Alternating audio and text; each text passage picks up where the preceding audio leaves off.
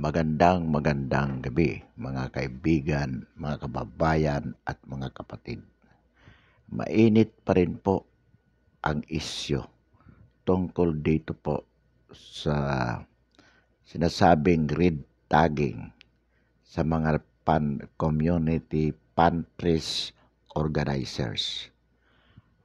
Inuulit po natin ang ating paninindigan kung saan atin pong sinusuportahan ang mga pag-oorganisa ng community pantries sa lahat po ng sulok ng ating bansa.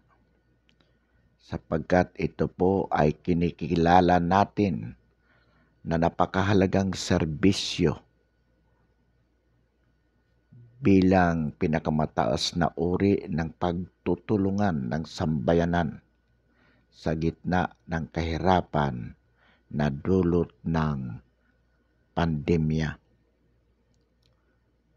We are very, very clear and categorical with our pronouncement that we fully support the organizing of community pantries anywhere in the Philippines, because we believe that this is the highest cooperativism among the Filipino people for them to be able to survive amidst the hardship brought by the COVID pandemic. Atin pong isinusulong. In fact, gusto po natin itong madevelop bilang isang kultura ng sambayanang Pilipino as a key to a genuine, lasting progress and development independently from the government. Ito po ang ay sinusuportahan natin. Malinaw po, wala pong duda. Nevertheless, we cannot also afford na gamitin itong mga pantries na to, lalo na po ng makakaliwang grupo. Itong CPP, NPA, NDF na pagbagsakin ang ating gobyerno. Hindi po. While we support the establishment of community pantries, we do not, however, allow that these good projects will be used by the CPP, NPA, NDF to overthrow the government. Maliwanag po ang ating posisyon dito. Kaya po, sinusuportahan natin ang NTF-ELCAC na ipagpatuloy na gampanan ang kanilang trabaho to background check the community pantries organizers who are connected with the CPP, NPA, NDF. The community organizers or the community pantries organizers who allow themselves kung saan nagpapagamit po sila sa mga makakaliwang grupo. Ito po ang hindi natin gusto dito. At hindi po dahilan ang mga pantries na yan upang pigilin ang gobyerno, lalo na po ang NTF-ELCAC. Pigilin ang NTF-ELCAC sa kanilang trabaho na pangalagaan ang gobyerno laban sa tangkang pagpapabagsak nito gamit ang mga community pantries na ito. Maliwanag din po ang ating position sa bagay na ito. Kaya po, yung mga kritisismo laban sa ginagawa ng NTF-ELCAC na kung saan sinasabi na pinahihinto nito ang mga community pantries, hindi po pinahihinto. Katunayan po, ang pamahalaan, buong buo ang suporta po sa mga pantries na ito. Hindi po kayo pinahihinto. Ngunit, hindi rin po mapipigilan ang ating pamahalaan, lalo na po ang NTF-ELCAC bilang isang ahensya na nakatalaga upang wakasan ang kilusang komunista sa Pilipinas na idineklara bilang isang teroristang organisasyon.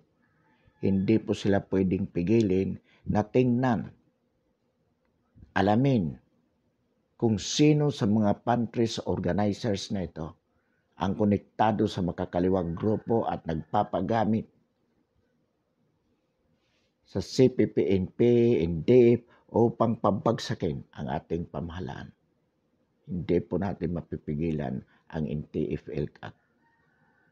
Kaya sinusuportahan po ng sambayan ng Pilipino ang ginagawa ng NTF-ELCAC na mag-background check sa mga organizers upang malaman kung sino-sino sa kanila ang konektado, ang nagpapagamit sa mga makakaliwang grupo. Iyan po ang ating paninindigan dito.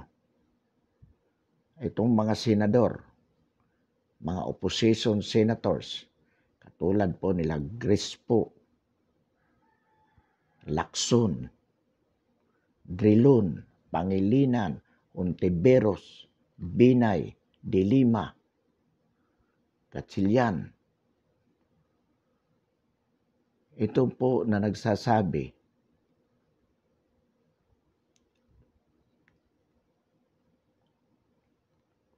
na ang mga pantries na ito ay nagpapakita lamang na bigo ang pamahalaan upang gampanan ang tungkulin nito na tulungan ang mga mamamayan at nagagalit sa pamahalaan dahil di umano pinahihinto o nirerintag ang mga organizer nito. Kayong mga senators, masyado kayong namumulitika. Sinisiraan nyo ang gobyerno upang maisulong lamang ang inyong political interest. Hindi po pinahinto ng pamahalaan ang mga community pantries. Bagkus sinusuportahan po ito ng pamahalaan. Ngunit inuulit natin, hindi din po pwedeng pabayaan ng pamahalaan na hayaan ng mga iilan sa community pantries organizers na pabagsakin ang gobyerno. Ang kakapal ng mukha nitong mga senador na to. Sinasabing buwagin na lang daw ang NTF-ELCAC. Ang budget nito ilipat, ibigay dito sa mga pantries. Mga putang ina. Sapagkat gusto nyong pabagsakin ang gobyerno. Dahil alam nyong hindi na kayo mananalo sa 2022. Yan ang gusto nyo. Lalo ikaw, Ping Lacson. Ikaw, Drilon. Ikaw, Pangilinan. Kayong mga opposition. Yan ang katotohanan. Gusto nyong buwagin ang NTF-ELCAC sapagkat kayo ay supporters ng mga CPP, NP, NDF. Di nga ba gusto nyong gawing kriminal ang sinasabi nyong red tagging? Kaya mayroon na kayong i-file na bill sa Senado. At ngayon, Sinasabi nyo na tatanggalan nyo ng budget ang NTF-ELCAC. Nang sa gayon, wala nang ahensya na nakatuon upang labanan ang mga komunista sa Pilipinas, ang CPP, NPA, NDF. Bakit? Sapagkat ito ang inyong mga private armies.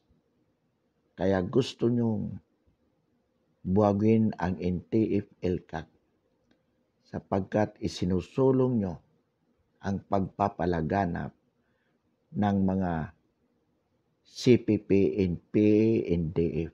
Nang sa gayon, mayroon kayong mga private armies na lagi nyong magagamit tuwing eleksyon. Ang kakapal nyo, mga portang ina kayo.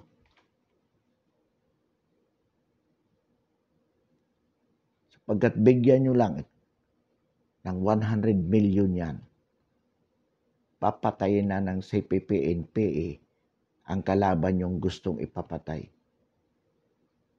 Ihaharas ang makalaban nyo sa politika. Hindi papayagan mangumpanya sa mga lugar na malakas ang presensya ng CPP, NPA, NDA. Yan ang totoo. Wala kayong pakialam sa pag-unlad ng sambayan ng Pilipino. Bakit? Habang naghihirap ang sambayan ng Pilipino,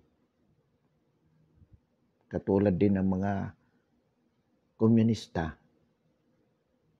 kagustuhan ng komunista, patuloy na maghirap ang sambayan ng Pilipino sapagkat ang kanilang kahirapan ay nagagamit ninyo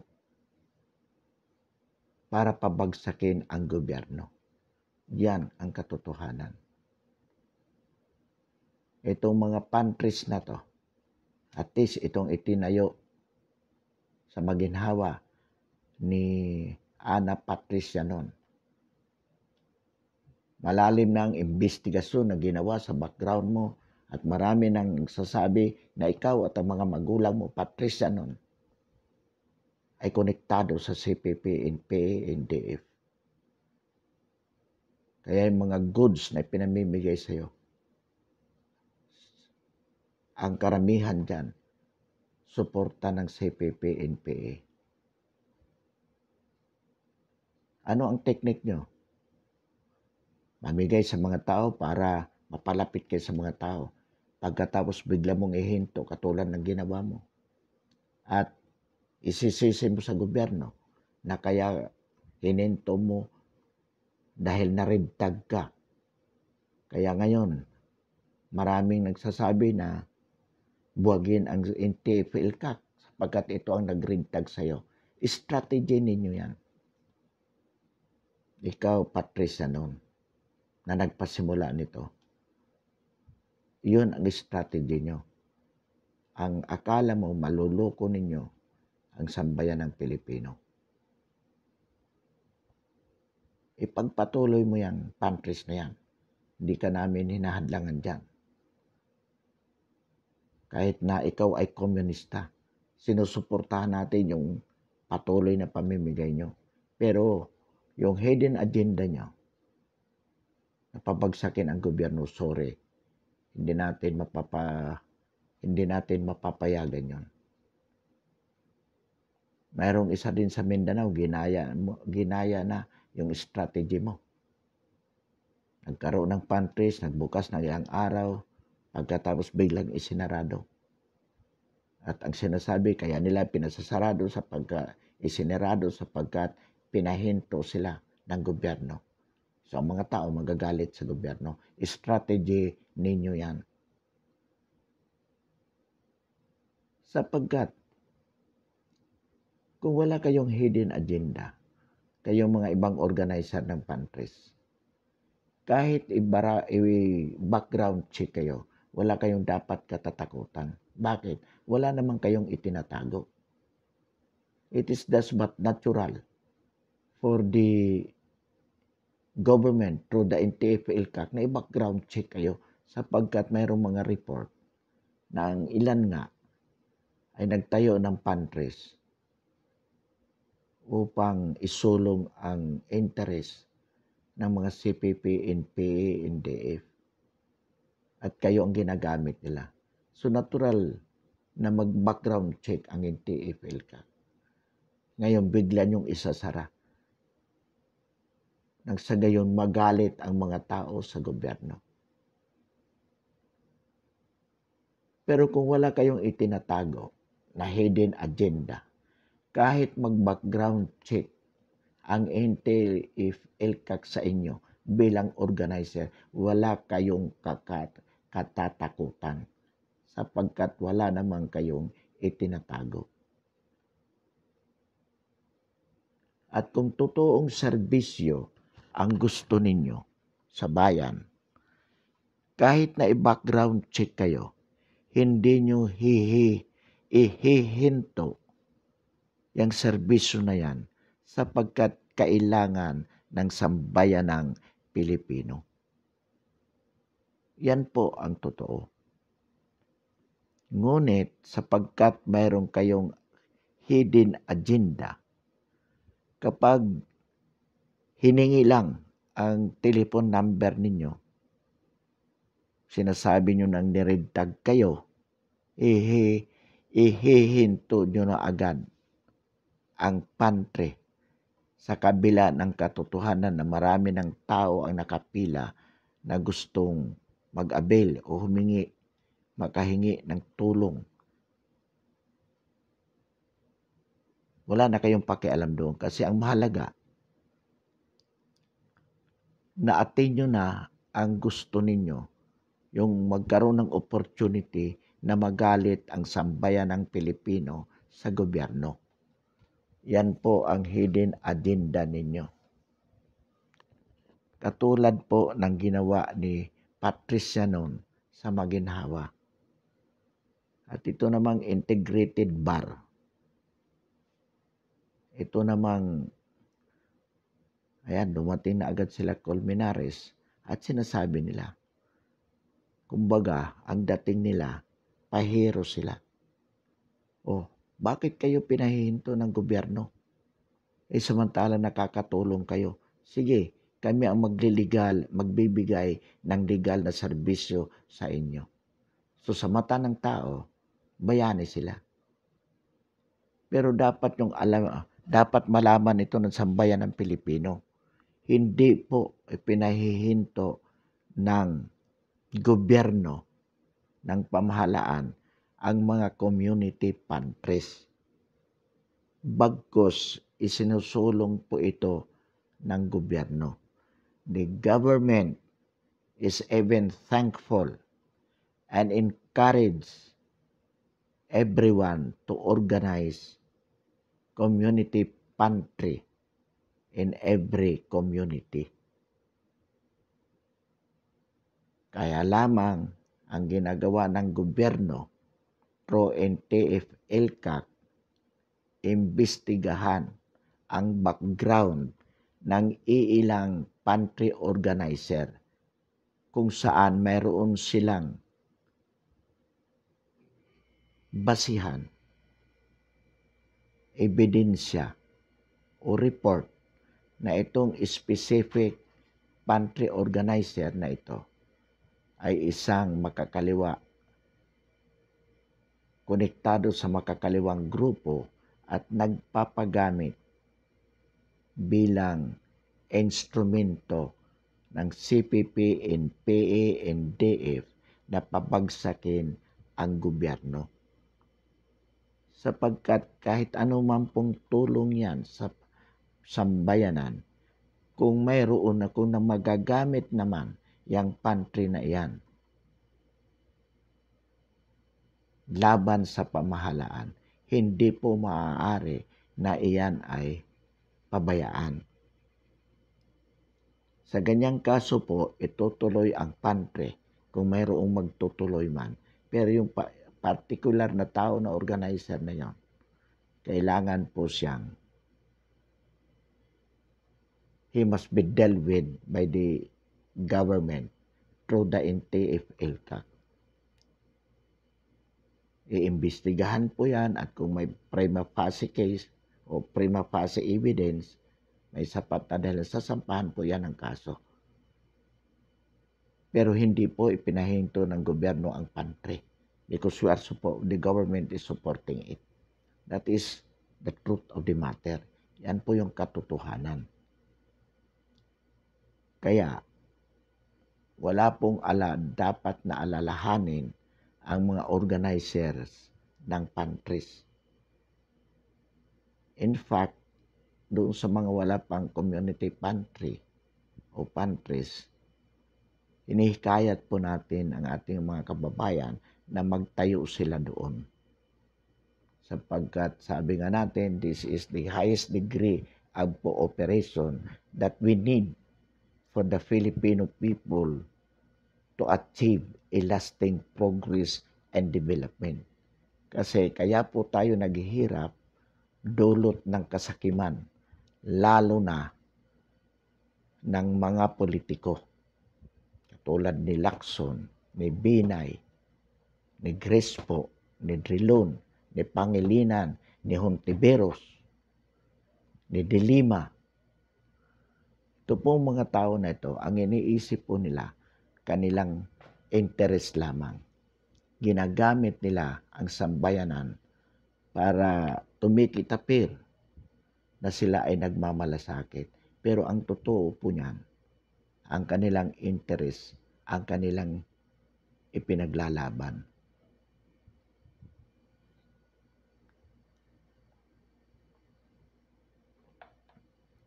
So inuulit po natin ang ating paninindigan.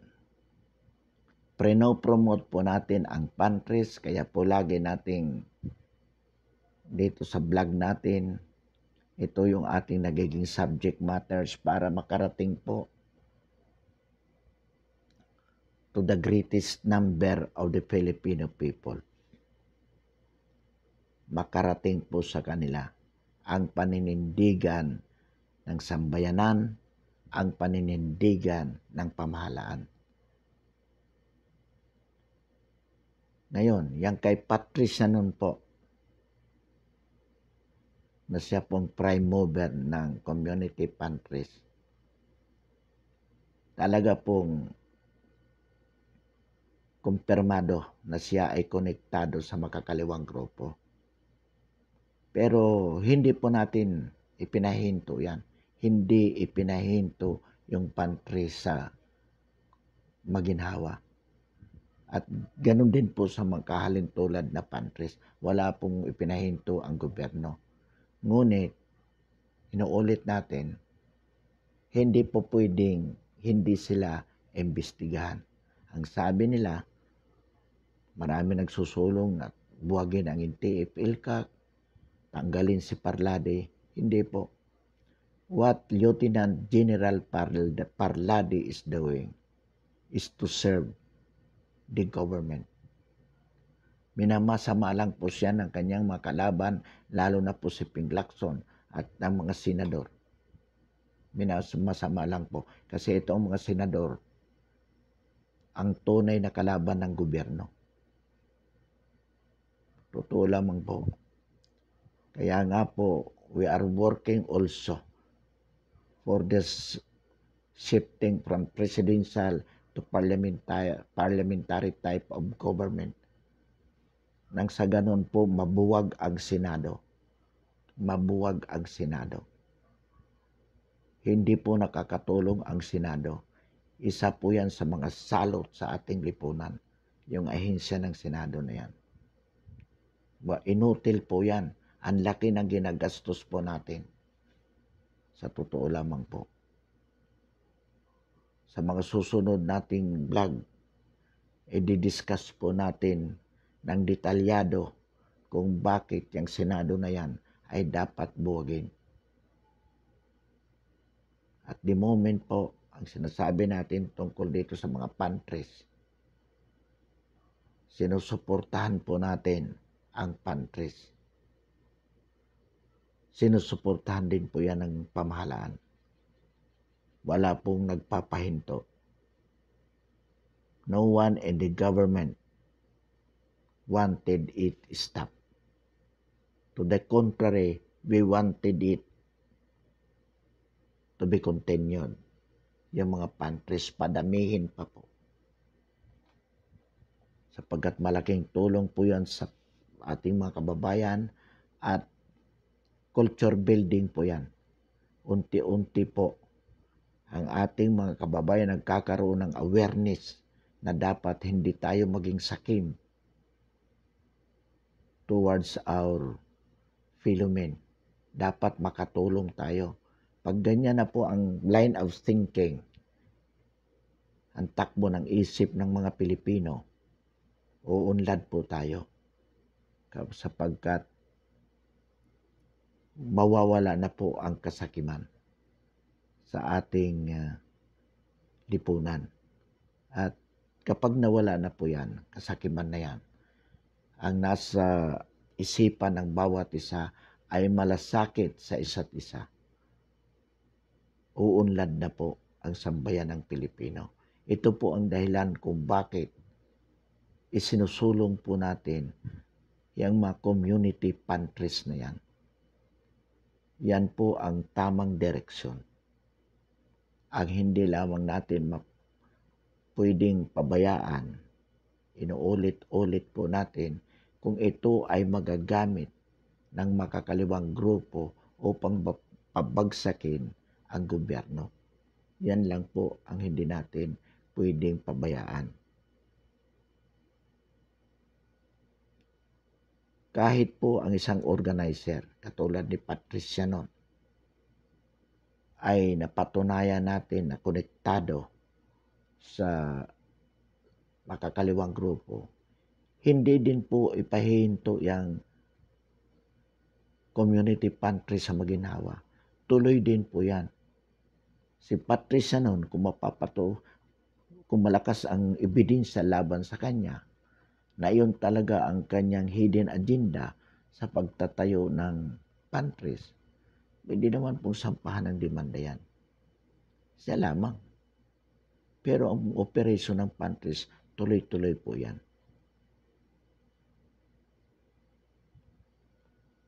Yun naman po kung may maggagawin siya. Although sa ngayon kasi, ang nakikita pa lang naman, konektado siya. But it's being connected, being connected per se is not yet a crime at this point in time. So pwede pa siyang pabayaan dyan. But she must be closely watched by the NTF-ELCAC.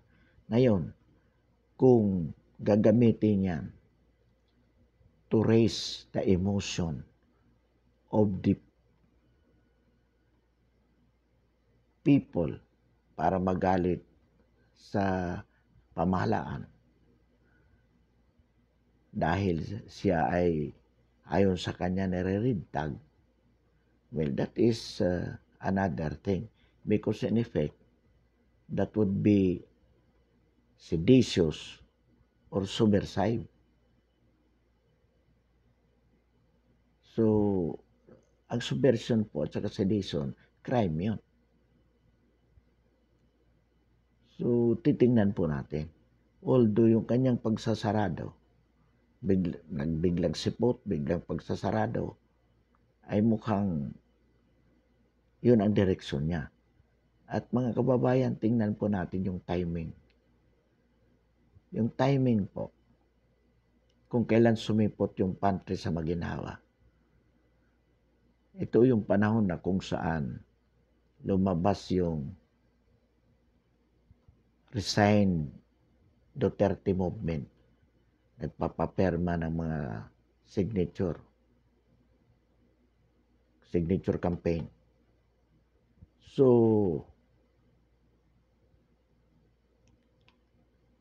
dito daw sa pantries, pipirma ka. Ang sabi lang nila, pumirma kayo para madagdagan yung benepisyo. Tapos biglang in-announce lang, mayroon na raw silang 54,000 signatures calling for the resignation of President Duterte. Tapos namimigay ng leaflets na ang nakalagay doon, laban sa pamahalaan, hinihikayat na patalsikin ang Pangulo. Ito po, kung nakikinig kayo kay Rapi Tulfo, nabanggit po ito. So, naroon po.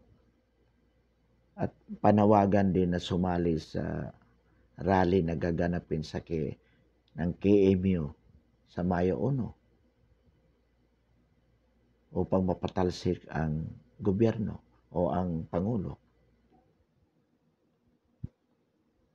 Pagkatapos po lumabas yung fake news na yan, na di umano mga retired general at mga active generals ay nagplaplano na ikudita si Pangulong Duterte. So lahat pong ito ay destabilization plot against the government. At yung ginawa po ni Patricia noon, dagdag po, pinag-aapoy ang emosyon ng sambayan ng Pilipino upang magamit nila na itong sambayan ng Pilipino nagalit dahil pinahinto ang community pantry, gayon nakakatulong.